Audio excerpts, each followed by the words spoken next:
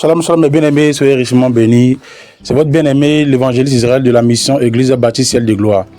Vous êtes sur le point d'écouter le témoignage édifiant du pasteur Evandro. C'est un témoignage très édifiant. Voilà. Le pasteur Evandro Santos. Il est mort et il est revenu à la vie. Le Seigneur Jésus-Christ l'a ravi au ciel. Il lui a montré plusieurs choses. Et le Seigneur Jésus-Christ est venu sur la terre. Il lui a montré des choses aussi. C'est un pasteur brésilien. C'est un témoignage vraiment édifiant. Je vous encourage à partager la vidéo, à mettre un like. Partagez la vidéo pour que ça puisse édifier d'autres personnes, d'autres bien-aimés. Ça puisse sauver d'autres âmes. Dieu puisse sauver des âmes au travers de cette vidéo. Et aussi, mettez un commentaire. Les commentaires aident la vidéo. Vraiment, ça aide la vidéo. Que Dieu vous bénisse. Et bonne lecture des vidéos. Que Dieu vous bénisse. Shalom. Je souhaite partager avec les frères que nous avons vécu le 12 avril. Un ravissement d'environ 10 heures, pendant lesquelles, alors que ma famille souffrait, luttait et s'interrogeait face à la médecine, j'étais là-haut avec le Seigneur. Alléluia. Mon épouse s'inquiétait et me disait: tu ne manges pas, tu ne prends pas ton repas. Tu ne prends ton repas qu'à 18 heures. Tu t'enfermes dans la chambre, tu pries et une nouvelle étape commence. C'est ainsi de dimanche en dimanche. Il y avait des jours dans la semaine où je partais pour une congrégation à 10 km de la ville. Je passais 3 jours là-bas, logé à l'intérieur de ce temple, à prier, à pleurer et à dire: mon Dieu, qu'est-ce que le Seigneur veut de moi? Je n'ai pas encore réussi à comprendre ce que le Seigneur veut me dire, ce que le Seigneur veut faire de moi. Je priais et quand je n'arrivais pas à parler du tout, au moins j'arrivais à gémir. Seul Dieu connaissait l'inquiétude qui m'habitait. Le lundi, mon épouse est arrivée dans la chambre, m'a regardé et a dit: je vais faire appeler les frères de l'église pour t'emmener chez le médecin. Ils m'ont emmené, le médecin m'a parlé quelques heures, puis il est sorti et a parlé avec le presbyte, le frère Jaïr. Il a dit: écoute, votre pasteur est très inquiet. L'église n'est pas endettée. Vous n'avez pas de dette. Il n'y a rien de ce genre qui l'inquiète. Il a répondu: non, tout va bien. Le pasteur garde toujours les choses à leur place. Tout est en ordre, tout va bien. Il a ajouté: mais il a une inquiétude. Alors le presbyte, le frère Jaïr, a regardé le médecin et a dit: écoutez, mais il ne dit même pas à sa femme ce que c'est. Il est revenu et a dit: écoute, demain vous revenez avec moi.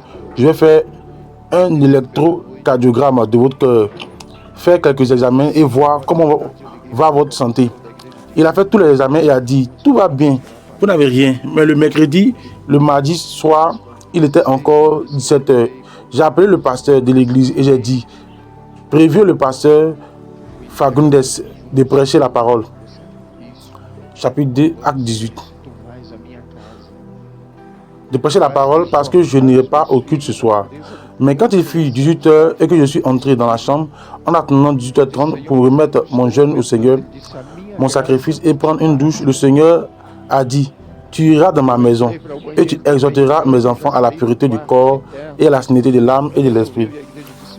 J'ai dit: Seigneur, mais je ne tiens plus le coup. Il a répondu: ma grâce te suffit. Je suis rentré dans la salle de bain, j'ai pris une douche et je suis sorti de la chambre en costume.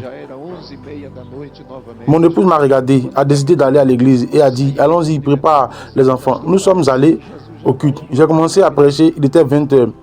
Quand nous avons réussi à nous calmer, que Dieu a fini de m'utiliser cette nuit-là, il était déjà 23h30. Encore une fois, quand le culte s'est terminé, les frères sortaient en me saluant et en disant: pasteur, on dirait que Jésus va déjà enlever l'église. Nos cultes sont une bénédiction. On n'a même pas envie de rentrer à la maison. Et je suis rentré chez moi cette nuit-là. J'ai dit: Seigneur, laisse-moi me reposer parce que je n'en peux plus. Mais il a dit: non, tu dois encore prier cette nuit. Je me suis donc mis à genoux. Une fois de plus, j'ai prié dans la chambre de mes enfants. J'ai demandé au Seigneur de les garder, de les protéger. J'ai prié toute la nuit. Mercredi, j'ai passé la journée au lit. Je ressentais beaucoup de douleur, beaucoup de fatigue. On m'a amené à nouveau chez le médecin.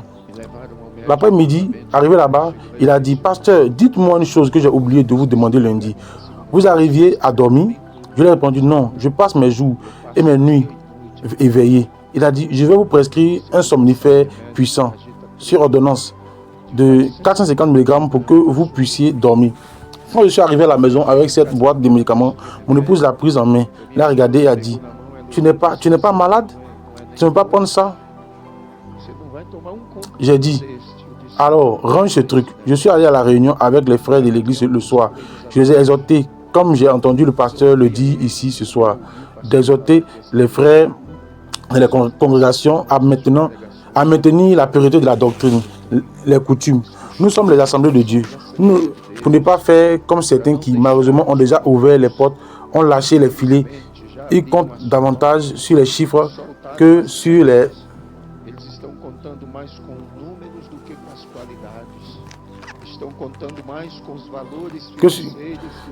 que sur les qualités des croyants. Mais en tant qu'ouvriers, mes bien-aimés, nous devons ressentir ce que Paul ressentait dans Galates chapitre 4, verset 19. Paul disait, mes souffrances sont comme des douleurs d'une femme sur le point d'enfanter. Mais mon désir est que Christ soit formé en vous. Alléluia.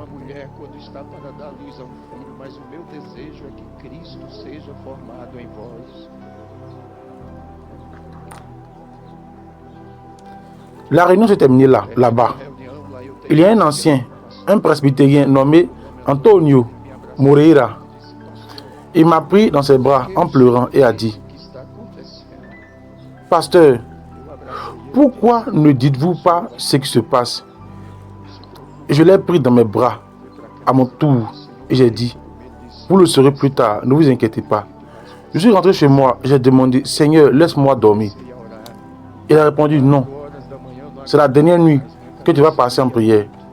J'ai commencé à prier. À 4 h du matin, je n'en pouvais plus. J'avais très mal à la tête. J'ai demandé, Seigneur, laisse-moi dormir.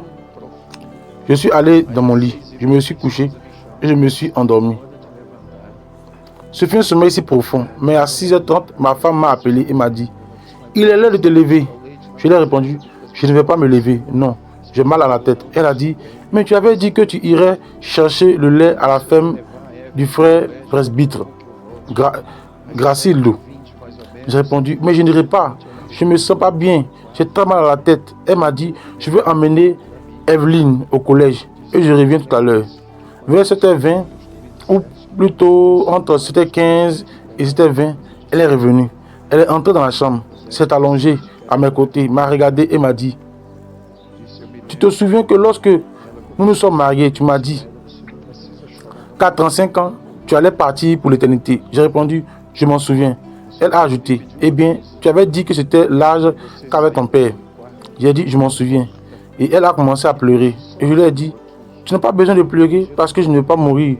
Je vais juste te demander une chose. Quand tu sortiras de la chambre, ferme la porte à clé.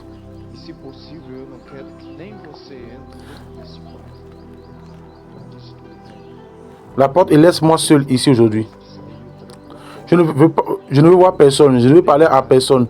Je ne veux même pas voir nos enfants. Et si possible, je ne veux même pas que tu entres dans cette chambre. Elle a répondu, très bien. Elle a embrassé mon visage, elle est sortie et a fermé la porte à clé. Et je suis resté là, allongé, regardant le plafond de la maison. Une angoisse a commencé à m'envahir. Mon côté gauche s'engloutissait. J'ai dit, Seigneur, je vais vraiment mourir. Et ma femme là-bas, dans la buanderie, a commencé à chanter seule. Tu navigues sur la mer de la vie. De grandes surprises. Quand j'ai commencé à entendre cette louange, sa voix a commencé à s'estomper. Et à ce côté-là, a commencé à s'engourdir. J'ai attrapé avec ma main droite la manche de la chemise et j'ai crié son nom. Elda. Mais elle ne pouvait pas entendre. Quand j'ai crié, le plafond a disparu. Ainsi que les murs. Et le ciel s'est ouvert.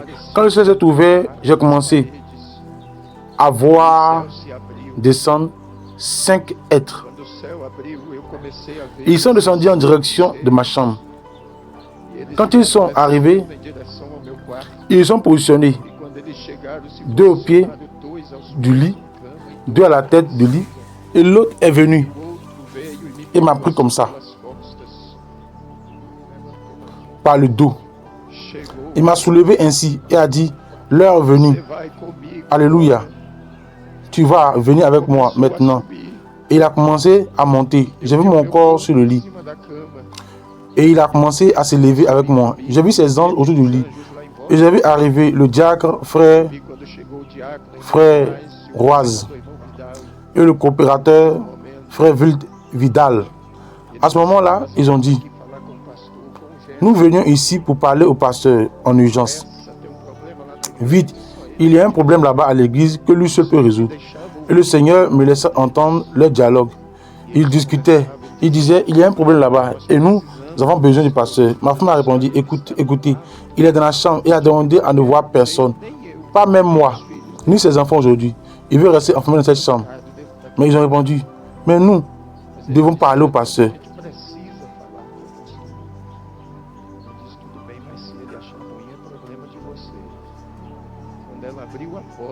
Elle a dit, très bien, mais s'il le prend mal, c'est votre problème. Quand elle a ouvert la porte et qu'elle a regardé sur le lit, elle a crié, a sauté à genoux sur le lit et a crié, coucou, parce que le pasteur est en train de mourir. Et elle frappait ses mains sur ma poitrine et disait, Seigneur, tu as dit que tu ferais de moi une guerrière. Rends la vie à mon mari, rends la vie à mon pasteur. Ne le laisse pas mourir. Mes frères sont entrés. Ils ont commencé à prier et ils criaient, ils demandaient, Seigneur, rends la vie au pasteur. Il ne peut pas mourir. Ils ont appelé l'hôpital. Il n'y avait pas d'ambulance. Ils ont appelé la caserne de police parce qu'un de nos presbytres et un de nos diacres y travaillent. Mais il n'y avait aucun véhicule. Ils ont dit, que faire maintenant? Le presbytre, frère Jairo, est arrivé. Et là est arrivée une voiture de police. Ils ont dit, non, nous avons un moyen de transport, de transporter son corps d'ici sans aucun problème. Et ils ont commencé à sortir mon corps de la maison. Ils ont préparé une camionnette, une petite Strada. Ils ont mis un matelas, ont posé mon corps dessus. Et à ce moment-là, je les voyais crier et dire, Dieu ne nous fait pas ça. Et j'ai regardé et j'ai dit, Seigneur, pourquoi tu laisses ces anges là-bas? Il a répondu, ils vont prendre soin de ton corps jusqu'à ce que tu reviennes. Gloire. Et ils sont partis. Ils ont emmené mon corps à l'hôpital.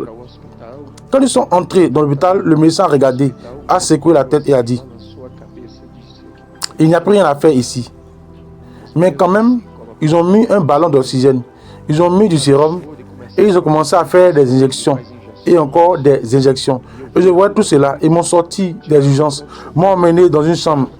Et la mère d'une soeur de notre église, qui est secrétaire de l'EHTAD, c'est une infirmière qui travaille là-bas. Et pendant ce temps, la nouvelle se répandait et les frères ont commencé à se rassembler à l'hôpital, à la porte de l'hôpital. Ils ont commencé.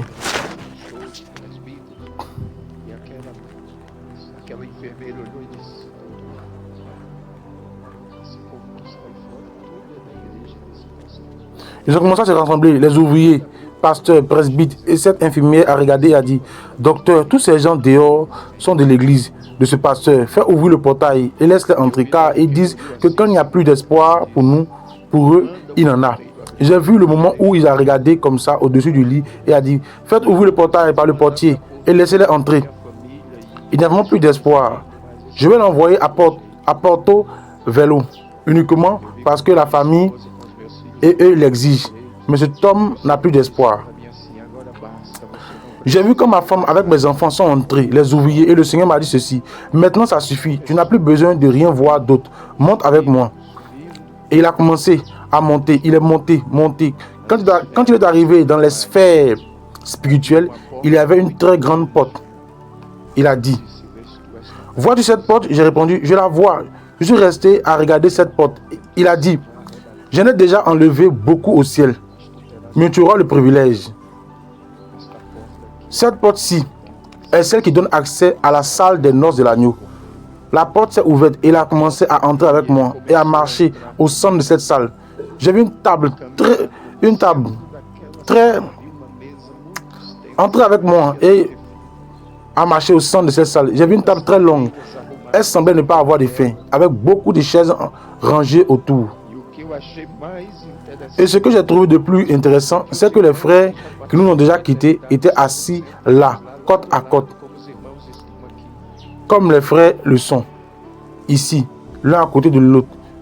il y avait une paix, une tranquillité, un calme dans ce lieu. Et il a continué à marcher avec moi. En marchant, je peux décrire certains frères, comme certains ouvriers qui ont travaillé avec moi et que j'ai enterrés. Mais je peux mentionner le pasteur Bernardo John, le pasteur Eko Beg, Daniel Beg, Gunnar Weng, que j'ai connu par photo. Mais j'ai pu les voir là-bas. Je pourrais décrire de nombreux frères que j'ai vus là-bas. Mais à un moment donné de la marche, il s'est arrêté. Et l'un de ces êtres qui était assis s'est levé. Il m'a regardé et a dit: la dernière fois que je t'ai vu, tu étais un enfant. Et je suis resté à regarder. Et ma mère avait un doute concernant mon père, car lorsqu'il est parti pour l'éternité, cela faisait 2 mois qu'ils s'étaient réconciliés. Et quand cette tête s'est levée, le Seigneur m'a dit: celui-là, c'est ton père. Il est ici avec moi. Ta mère, tes frères et toi. Vous posiez la question, mais il est ici. Il a continué à marcher avec moi. Mais bien aimé, cela ressemblait à une marche sans fin, car cette table était très étendue, très longue. Mais quand nous sommes arrivés au bout de la table, il y avait un très grand rideau. Et il a traversé ce rideau avec moi.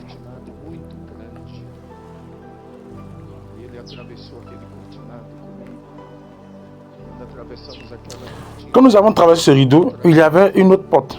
Et il a dit: vois-tu cette porte aussi? J'ai dit: je la vois.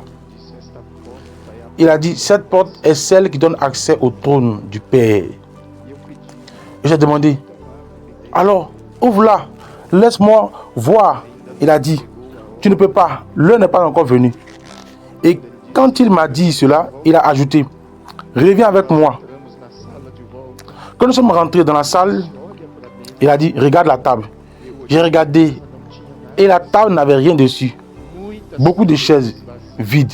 Le Seigneur a dit: c'est pourquoi cette porte ne peut pas encore être ouverte. J'ai répondu: non. C'est parce que les autres ne sont pas encore arrivés. Gloire à Dieu. Alléluia. Je veux que tu regardes le frère qui est là à côté de toi, et que tu lui dises: il manque toi.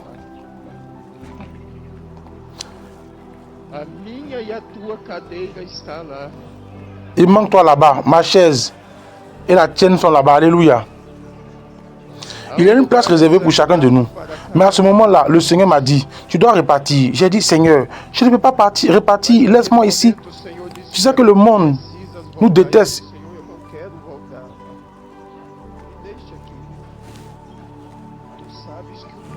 Il a dit: mais tu dois repartir, car tu dois ramener les autres.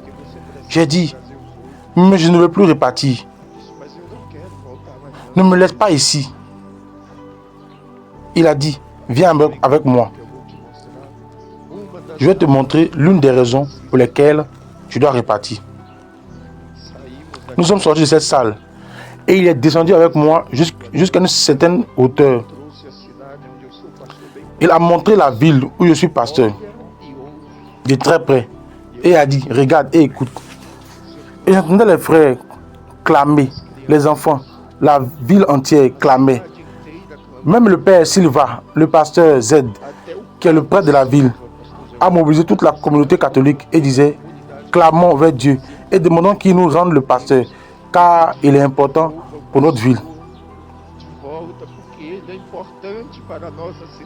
Il est allé chez moi pour dire à ma mère: dès que vous avez des nouvelles, prévenez-nous pour que j'en informe les fidèles là-bas que le pasteur va bien.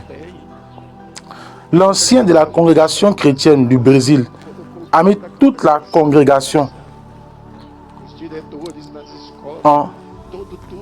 les fidèles là-bas que le pasteur va bien. Et a mis toute la congrégation en prière. Les directeurs d'école, à chaque tour de classe, rassemblaient les élèves dans le pavillon central. Et dans le pavillon, ils disaient: que celui qui sait réciter une prière prie. Que celui qui sait prier prie. Mais demandons à Dieu de nous rendre le pasteur.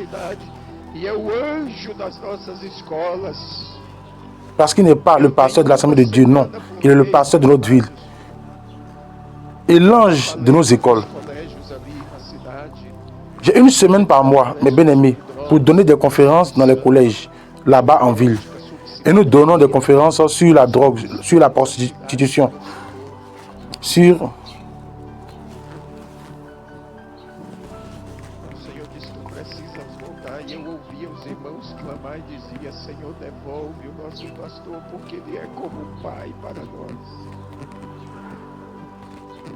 Mesmo ouvindo tudo aquilo, eu ainda disse, Senhor, mas eu não quero voltar mais. Me deixa aqui. Ele disse, tu precisas voltar. Sur la drogue, sur la prostitution, sur l'éthique, sur la citoyenneté. Nous avons conquis la ville pour le Seigneur. Amen. Le Seigneur a dit, tu dois y retourner. Et j'entendais les frères implorer et dire, Seigneur, rends-nous notre pasteur, car il est comme un père pour nous. Même en entendant tout cela, j'ai dit, Seigneur, mais je ne veux pas y retourner. Non, laisse-moi ici. Et il a dit, tu dois y retourner. Il y a encore beaucoup de gens qui ont besoin de toi. Mais bien aimé, cela fait 21 ans que je travaille pour le Seigneur. J'ai commencé alors que j'étais encore adolescent dans le ministère itinérant. J'ai prêché pendant pratiquement 14 ans, voyageant à travers le Brésil. Mais ensuite, le Seigneur m'a donné une église à diriger. Je ne voulais plus y retourner. Mais il a dit, viens avec moi. Je vais te montrer en quelque chose avant que je ne répate. Tu pries toujours. Et je me demande comment est la bataille, comment est la guerre. Je vais te le montrer maintenant. Et ce que le Seigneur m'a montré, si nous le voyons avec des yeux humains, nous deviendrons fous. Mais nous sommes montés. Et le Seigneur m'a dit, regarde la terre. Et je voyais les démons comme des nuées de criquets. Et il y avait un cri parmi eux qui disait ceci, nous devons l'arrêter, arrêter l'église. Et il criait avec colère, avec fureur et disait, nous devons arrêter l'église, nous devons arrêter l'église. Et plus il criait, plus augmentait la colère, la fureur. Et le Seigneur disait, ne cesse pas de regarder, observe. Pendant que j'observais, soudain, j'ai vu des voitures se retourner, des personnes être déchiquetées, écrasées. J'ai vu le Seigneur baisser la tête ainsi et dire, c'est pour cela que je ne prends pas plaisir à la mort du méchant. Parce que comme il n'arrive pas à faire quoi que ce soit contre mon église, il détruit les méchants, il tue les méchants. Tu ne te rends pas compte de combien de délivrances Dieu t'accorde tout au long de la journée. Você não sabe de quantos livramentos Deus faz por você no decorrer do seu dia a dia. Bem expôs o apóstolo L'apôtre Paul l'a bien dit lorsqu'il a déclaré, pour l'amour de lui, somos expostos nous sommes exposés à la mort tous les jours. Il ne peut rien faire contre nous sans la permission de Dieu. Si cela arrive, c'est parce que Dieu l'a permis. Mais c'est afin que son nom soit glorifié. Alléluia, alléluia. houver uma permissão de Deus. Se acontecer foi porque Deus permitiu. Mais pendant que ces démons combattent, le Seigneur a dit, regarde à ta droite maintenant. Et quand je me suis tourné vers ma droite, j'ai vu cette épouse que j'avais vue le jour du mariage. Elle était immense. Une voix venait de derrière elle, disant, elle s'avance triomphante, elle s'avance triomphante. Ela vai triunfante. Xaratandarabasuidelemana. Recais. Uidemana.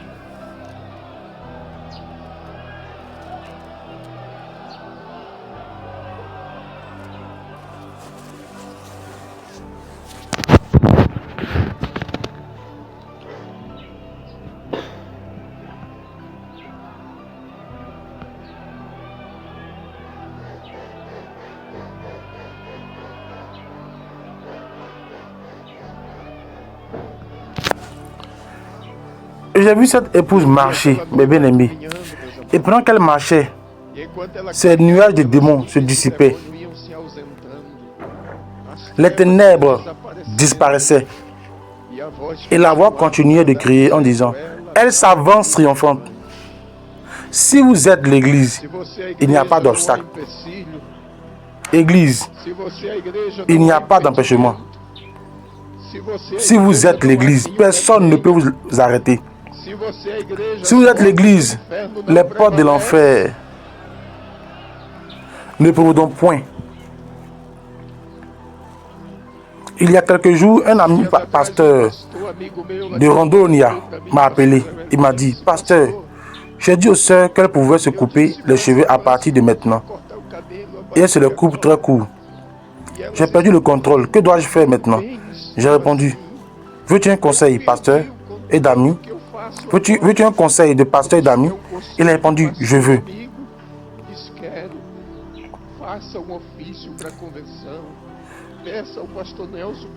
Je veux que tu rédiges une lettre officielle pour la convention. Demande au pasteur Nelson de te changer de champ d'action. J'ai pitié de toi et de celui qui prendra ta place pour essayer de remettre cette épouse dans le droit chemin. Mais pendant que cette épouse marchait, mes bien-aimés, et que cette voix disait qu'elle s'avance triomphante, le Seigneur m'a montré un escalier en marbre très fin. Elle était à un pas de cet escalier. Et le Seigneur a dit, vois-tu cet escalier? J'ai dit, je le vois. Et le Seigneur m'a dit, c'est l'escalier de l'enlèvement. Tu diras à mon peuple qu'ils sont à un pas de monter. Il ne reste plus beaucoup de temps. Beaucoup de nos projets, mes bien-aimés, vont rester en arrière. Beaucoup de nos projets resteront. Mais le Seigneur m'a dit, viens avec moi. Il est monté un peu plus haut et a dit, regarde la terre maintenant. J'ai regardé.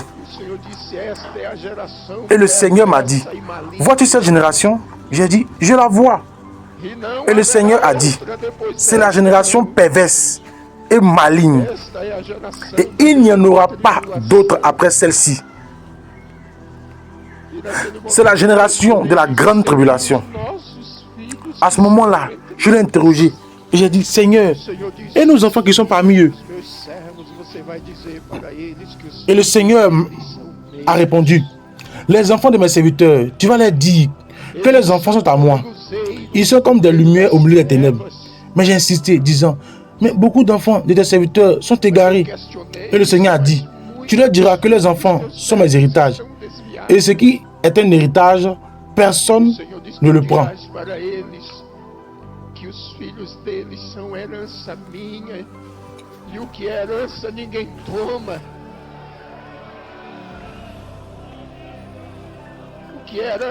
Ce qui est un héritage est une prospérité, propriété.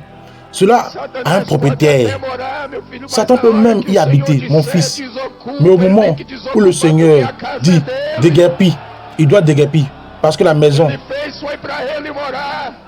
est à lui. Il a construite pour qu'il y habite. Ton enfant est un héritage. C'est un joyau qu'il t'a confié.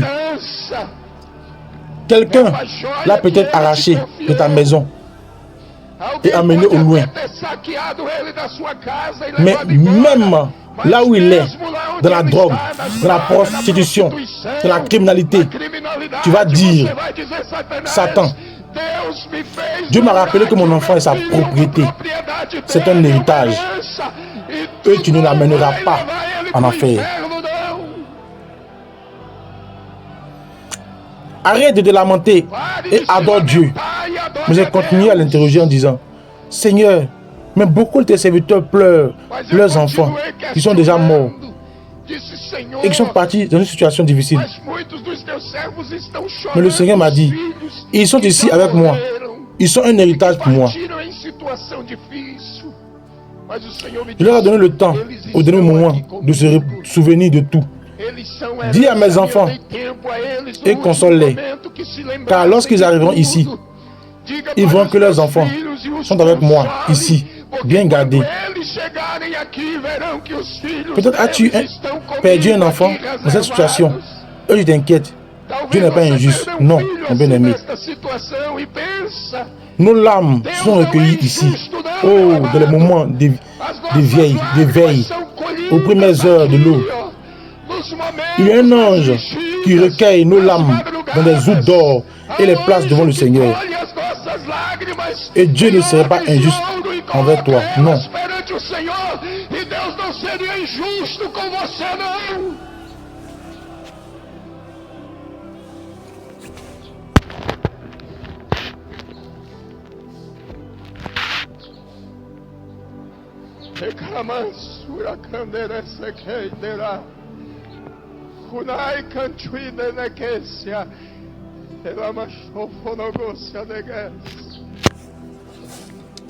À ce moment-là, j'ai dit, Seigneur, tu sais que j'avais mes valises prêtes pour aller à la convention.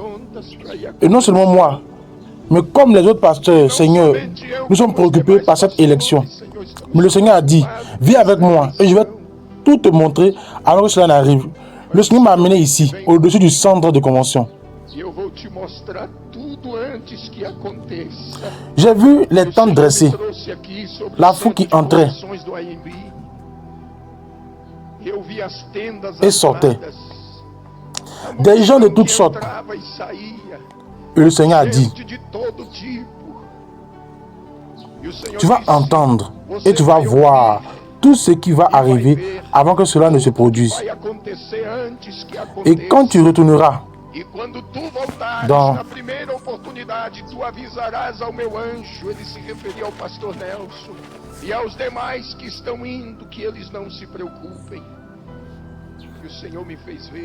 après la première occasion, tu avertiras mon ange. Il faisait référence au pasteur Nelson et aux autres qui s'en vont, qui ne s'inquiètent pas. Et le Seigneur m'a fait voir, et certains disaient ainsi, le moment est arrivé de changer le vieil ange et de placer un nouvel ange. Jusqu'à aujourd'hui, Dieu n'a pas eu besoin de changer, ni même Gabriel. D'abord, le Seigneur m'a montré quand vous étiez en train d'être hué. Et j'ai dit, Seigneur, mais ce n'est pas une attitude de croyant. Mais à ce moment-là, pasteur, le Seigneur m'a dit, souviens-toi de David et d'Absalom. J'ai répondu, je m'en souviens. Il a dit, eh bien, Absalom voulait prendre le trône de son père par la force. Et le Seigneur m'a rappelé que lorsque le pasteur Abi de vacances Vasconcelos est décédé et que vous avez pris la tête de la convention, tu as donné l'opportunité à Samuel Kamara de diriger l'église à Manaus et de diriger la convention.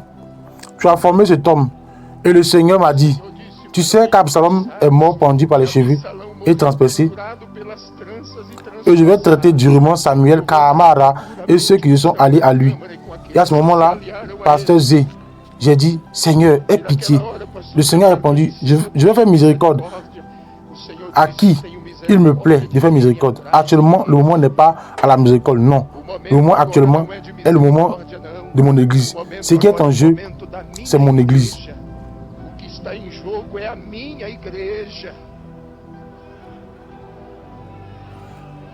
C'est notre époque. Ce fut notre heure. C'est le temps de l'église, mes bien-aimés. Beaucoup de gens veulent arracher les repères qui ont été plantés il y a près de 100 ans. Cela fait 96 ans que des repères ont été plantés. Ce n'est pas maintenant que Dieu nous amènera au tombeau.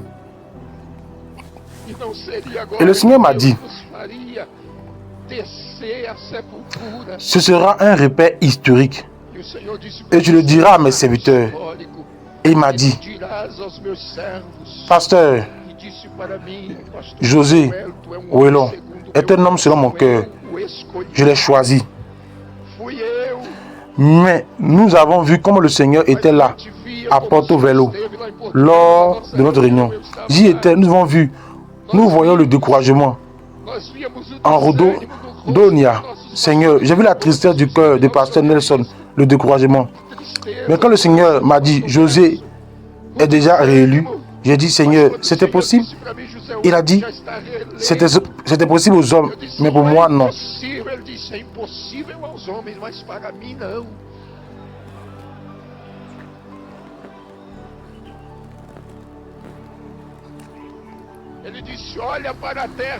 La pluie a commencé à tomber. J'ai dit, Seigneur, mais quelle est cette pluie?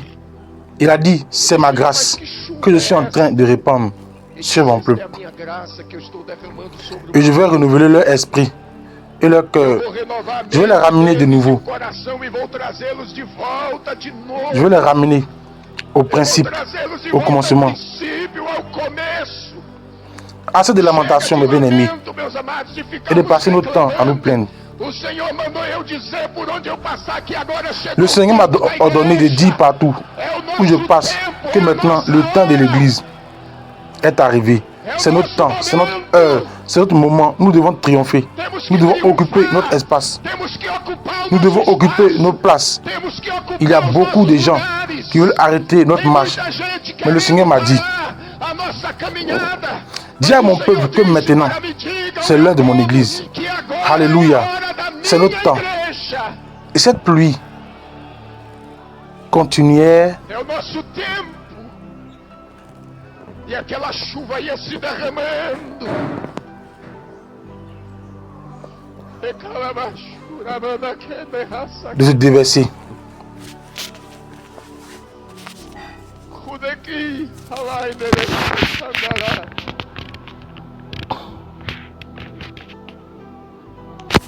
Le Seigneur a dit, rentrons. Nous sommes rentrés. Quand nous sommes arrivés à Rondonia, Estamos em Rondônia. le Seigneur s'est arrêté avec moi au-dessus de notre centre de convention E aquele prédio ardia em chamas. à Kakowal. Et ce bâtiment était en flammes. Et il a dit, Seigneur, qu'est-ce que c'est? Il a répondu, c'est ma gloire présente ici.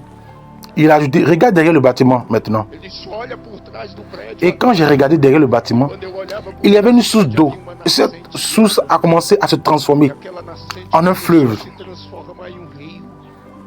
Et il a traversé l'état de Mato Grosso, l'état O estado de Goiás. Entrou pelo Mato Grosso do Sul, Paraná. de Goiás Entrou pelo est Mato entré Grosso do Sul, par le Santa Mato. Catarina, e veio atravessando os estados. Eu disse, que rio é este? O Senhor Par le me Mato disse, Grosso do Sul, as águas que le Paraná est entré par le Rio Grande do Sul, Santa Catarina, et a continué en traversant les États. J'ai dit, quel fleuve est-ce? Le Seigneur me dit, c'est le fleuve aux eaux cristallines. Mon peuple est fatigué de boire des eaux sales. Le temps est venu d'étancher la soif de ceux qui ont soif. Et ce fleuve s'avançait. Et le Seigneur m'a dit, souviens-toi qu'en 92, j'ai fait une promesse au congrès de Gédéon à Camborium. J'ai répondu, à Camborium, j'ai répondu, je m'en souviens, quand j'ai utilisé mon serviteur, Gésiel Gomez, il a dit, je m'en souviens, ceux qui étaient s'en souviendront. Si ma mémoire est bonne, c'était en l'an 92, quand le pasteur Gésiel Gomez prêchait, il a dit, le pasteur de Rondonia, là-bas, de Porto Velho, le pasteur Joël s'est levé, il a regardé et a dit, vous, de la région nord, êtes les responsables du grand réveil que le Seigneur va répandre sur le Brésil et dans le monde. Et quand le Seigneur m'a montré cette flamme et ce fleuve qui descendait, il a dit, je commence à accomplir ma parole. Ce fleuve passe déjà par ici, mes bien-aimés. Ce fleuve traverse le Brésil tout entier. Personne ne changera l'histoire de l'Église. Non. Notre mémorial est déjà écrit devant Dieu. Personne ne peut changer les repères qu'il a plantés. Non. Personne ne peut déplacer ce qu'il a mis en place. Et beaucoup de ceux qui ont essayé de le faire n'ont pas réussi. Et je vais vous apporter un triste message depuis le Rio Grande do Sul.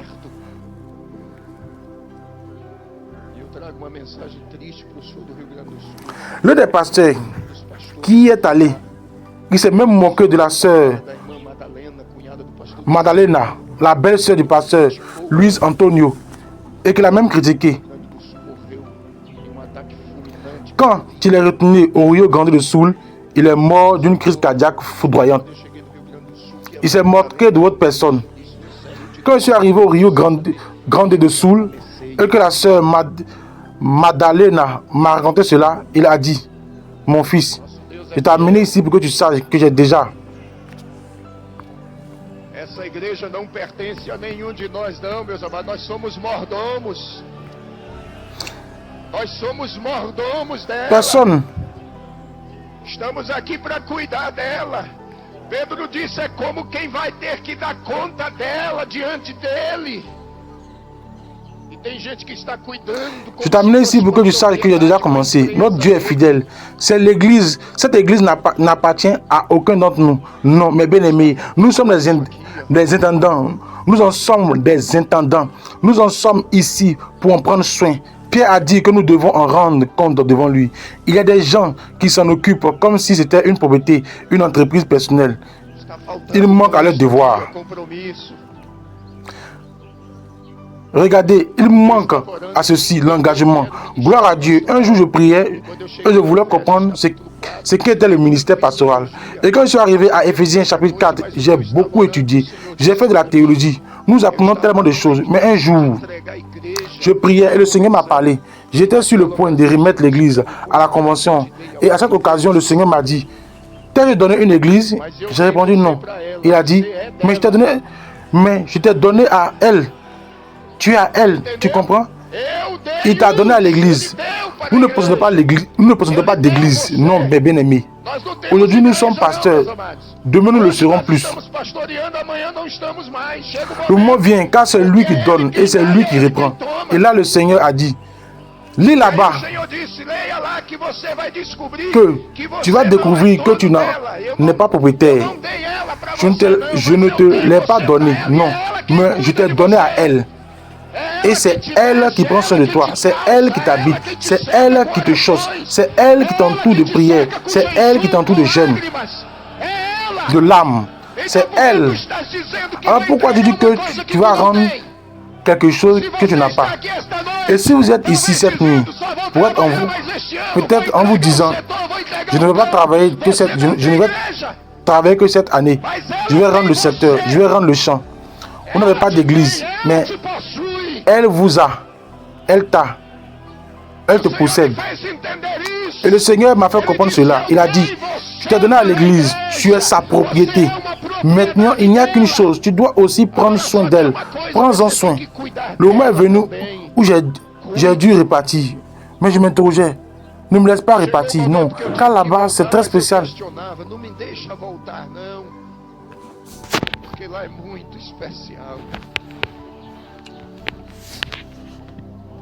Le Seigneur m'a dit, je vais te laisser une marque.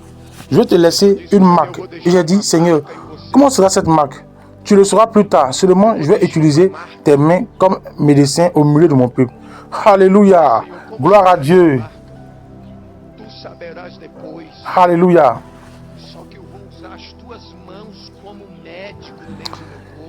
Mais maintenant, tu dois y retenir. Et le Seigneur est redescendu avec moi. Arrivé à l'hôpital, j'ai senti, j'ai vu mon corps. J'ai senti quand le Seigneur m'a remis dedans. Les anges étaient encore là, entourant le lit, là-bas à l'hôpital, les 4.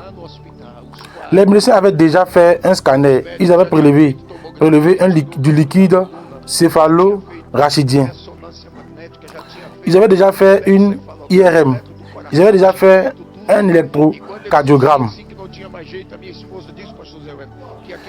Ils avaient fait tout. Ils avaient tout fait. Et quand ils ont dit qu'il n'y avait plus d'espoir, ma femme m'a dit, pasteur, que ces anges qui étaient là faisaient que mon corps faisait des convulsions. Le son montait des pieds jusqu'à la tête. Tout devenait violet. Et le monsieur disait, maintenant il va mourir. Et puis tout se paralysait à nouveau. C'était Dieu qui était là. Les anges prenaient le contrôle. Au moment où je suis revenu, la femme médecin avait donné des ordres et dit, laissez-le là-bas, dans la dernière haie, dans le coin, car d'ici peu, nous allons remettre son corps à la famille. La nuit commençait déjà à tomber. Ma famille était déjà là. Plusieurs frères de l'église étaient à la porte de l'hôpital, inquiets en pleurs. Et quand je suis revenu à moi, la femme médecin était déjà partie. Il y avait déjà un autre médecin de garde. Quand je suis revenu, il s'est approché de moi, m'a regardé et a dit, tout va bien. J'ai répondu, je vais bien. Et il a dit, faites appeler sa famille. Ma mère est entrée. Elle m'a tenu la main en pleurant. Je l'ai regardé, j'ai dit, je ne voulais plus revenir. Alléluia. Elle m'a regardé fixement. J'ai répété, je ne voulais plus revenir. Mais j'y étais.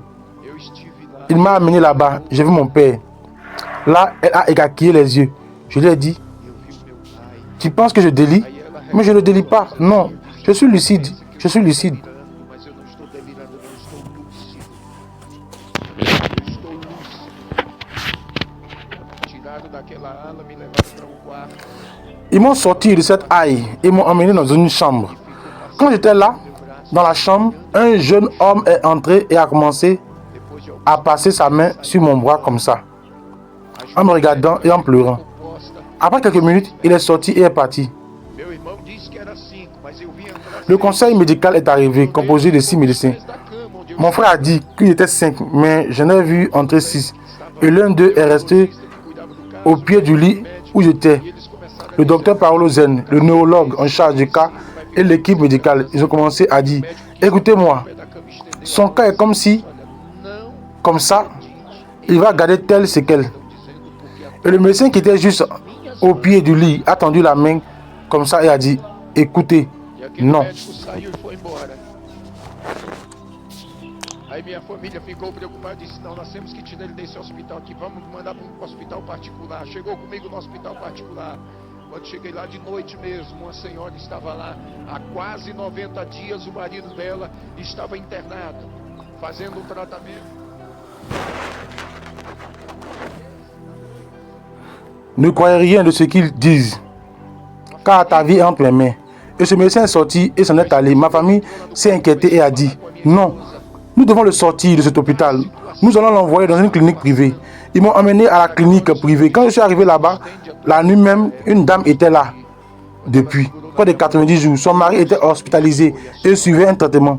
Il avait un trou dans le dos, grand comme ça. Aquela noite, amanheceu, Comme ça, voyez-vous, une énorme plaie. Et sa femme est entrée dans la chambre et a commencé à parler avec mon épouse, à lui raconter la situation qu'il traversait. Et à ce moment-là, le Seigneur m'a dit ceci, tends-lui ta main.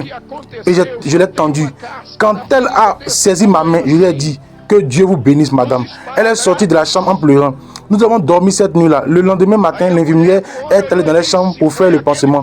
Quand elle a retiré tout le matériel du pansement, l'infirmière a poussé un cri. En criant, elle a demandé, que s'est-il passé? Il ne reste qu'une croûte de taille de la plaie collée sur l'esparadrap. Alors la femme de ce monsieur a regardé et a dit, c'est ce pasteur qui est là-bas, dans la chambre. Il m'a béni hier. J'ai apporté la bénédiction et Jésus a guéri mon mari. muito obrigado. Elle est sortie en courant, laissant l'infirmière et a fait éruption dans ma chambre. En toute hâte, elle s'est assise sur le bord de mon lit et m'a dit, merci beaucoup. J'ai demandé, que s'est-il passé? Elle a répondu, le Seigneur m'a béni hier et Jésus a guéri mon mari. La plaie s'est fermée. Les médecins l'avaient déjà condamné. La plaie s'est refermée. Et quand je sortirai d'ici avec mon mari, je vais aller directement à l'église pour louer Dieu. Et ils diront que Dieu est merveilleux. Naquele dia, Jesus salvou 12 enfermos. Ce jour-là, Jésus a sauvé 12 infirmières dans cet hôpital. Uma entrava e a outra L'une saía. d'elles Deus me dava a entrait palavra e eu transmitia. et l'autre sortait. Elas se ajoelhavam na Dieu me donnait la parole et je la transmettais. Elle s'agenouillait au bord du lit et je priais là avec ce sérum dans le bras, des injections et encore des injections. Et Dieu m'utilisait là.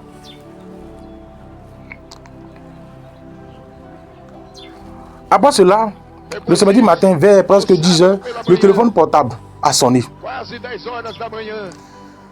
O celular toca. C'était le pasteur Geraldo Pastor Geraldo Barbosa, trésorier de notre convention dans le Rondônia, en voyage pour Sao Paulo pour la convention générale. disse, Maelda, como é que Il está a a appelé pastor et a Maelda? demandé, Bem. Sœur Hilda, comment va le pasteur Evandro? E aí ele me Elle a répondu, il va bien. Il a dit, peux-je lui parler? Elle a répondu, oui. Et là, mon épouse m'a passé le téléphone. Il m'a dit, la paix du Seigneur, mon fils, vas-tu bien? J'ai répondu, je vais mieux maintenant. Maintenant, je vais vraiment bien. Alors, il m'a dit, não, meu senhor, não precisa. j'avais vraiment besoin de te parler. J'ai répondu, non, monsieur, on n'a pas besoin de me parler. Ele disse, não, ele tem C'est moi qui ai besoin de vous parler. Vous allez à la convention. de Deus. Coloca o Le pasteur Nelson, est-il dans le bus? Il a dit non. ônibus. Il a décidé Já coloquei. d'y aller en avion. J'ai dit, j'ai un message de Dieu. Mets ton téléphone sur haut-parleur pour les frères qui sont avec toi, les pasteurs dans le bus. Il a dit, c'est fait.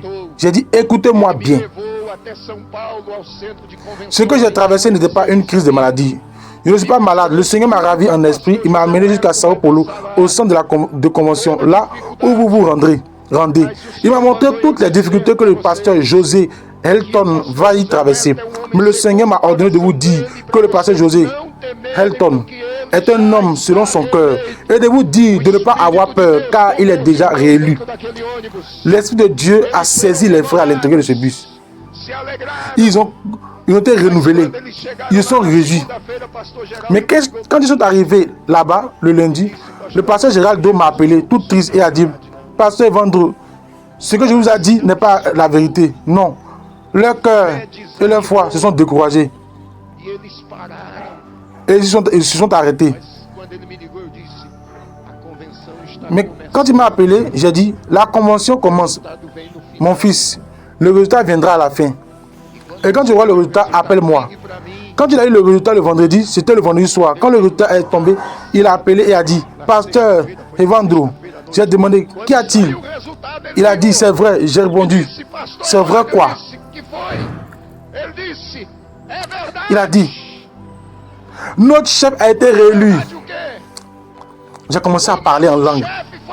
Moi là-bas dans le Rondônia, et lui à Sao Paulo. Moi là-bas dans le Rondônia, lui à Sao Paulo. Ma femme m'a dit: arrête, sinon tu vas faire une crise. J'ai répondu: quelle crise? Rien du tout. Pour un croyant, il n'y a pas de crise. Non. Pendant que le monde crie qu'il est en crise, l'Église crie qu'elle est en Christ. Pour l'Église, il n'y a pas de crise économique. Il n'y a pas de crise sociale. Il n'y a pas de crise morale. Il n'y a pas de crise politique. L'Église crie toujours: nous sommes en Christ. Pour nous, il n'y a pas de crise. Il y a Christ. Et je suis heureux d'être venu ici ce soir parce que le Seigneur a dit qu'il me ferait entrer ici. Pasteur Zé. Et le Seigneur a conduit le pasteur Luis Antonio pour prêcher lors d'une fête dans une ville voisine de la nôtre. Et quand il a su ce qui s'était passé, il a dit: le Rio Grande de Sul doit savoir ça. Jeune homme, je vais t'y amener. Et quand il a dit qu'il m'amènerait, je lui ai dit: j'ai un grand désir dans mon cœur et je dois être avec le pasteur José Helton. Il a dit: je prépare déjà ton programme pour le Rio Grande do Sul. Tu prendras l'avion pour Sao Paulo. On est d'accord. J'ai dit: amen. J'ai passé une semaine dans le Rio Grande do Sul. Et si vous appelez là-bas, vous entendrez de la bouche du pasteur Luis Antonio et des frères là-bas combien de miracles Jésus a accompli. J'ai prêché pendant toute la semaine.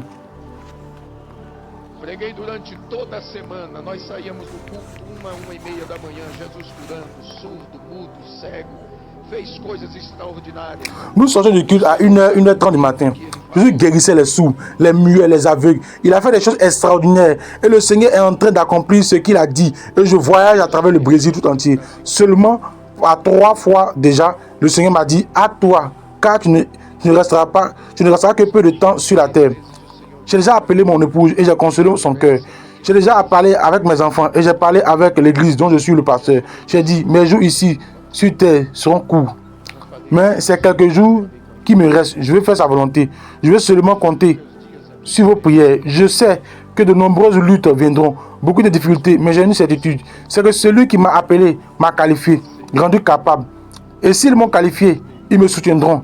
Et je loue Dieu pour votre vie. Pasteur, même sans vous connaître personnellement, j'ai toujours été votre admirateur et je vous remercie de m'avoir donné cette opportunité d'être ici.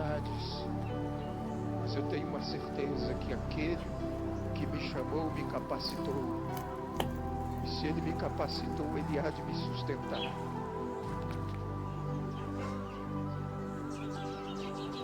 E eu louvo a Deus pela vida do Senhor, pastor. Ainda sem me conhecê-lo, eu sempre fui o teu admirador. Eu agradeço por ter me dado essa oportunidade de estar aqui.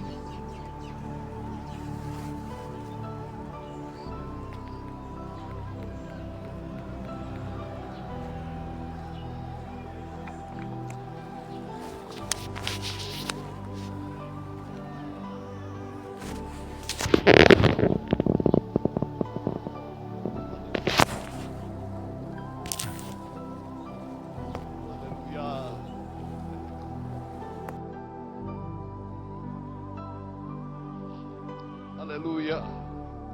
Glória a Deus. Glória a Jesus.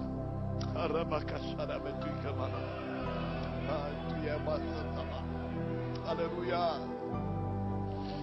Glória a Deus. Deus ainda fala. Deus ainda revela. Deus ainda manifesta a sua glória. Vous avez la possibilité de nous contacter sur ces numéros qui s'affichent.